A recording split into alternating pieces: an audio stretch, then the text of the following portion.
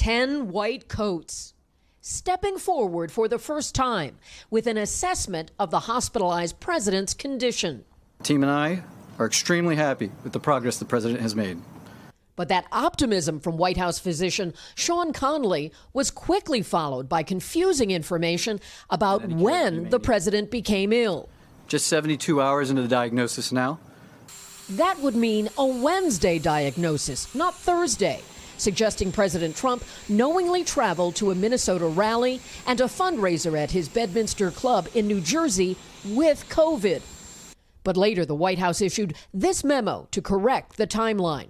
Dr. Conley writing, "I incorrectly used the term 72 hours instead of day 3. Thursday afternoon, following the news of a close contact, is when we repeated testing and given kind of clinical indications at a little bit more concern. Another issue, use of supplemental oxygen. Dr. Conley spoke in present tense. He's not on oxygen right now, that's right. And evaded when reporters repeatedly pressed for clarity. Thursday, no oxygen, none at this moment. Yeah, and yesterday with the team, while we were all here, he was not on oxygen.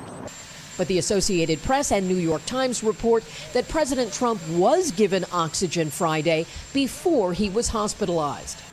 And more worrisome, a source familiar with President Trump's condition told reporters today, the next 48 hours will be critical in terms of his care. We are still not on a clear path to a full recovery. The president's treatment includes a drug he has often touted. What has made a big difference is remdesivir.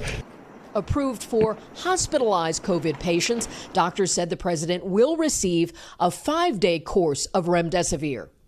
The president tweeted his thanks to Walter Reed's medical team, adding, "With their help, I am feeling well."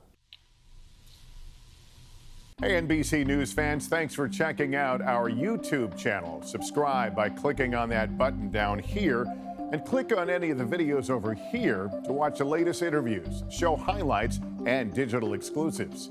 Thanks for watching.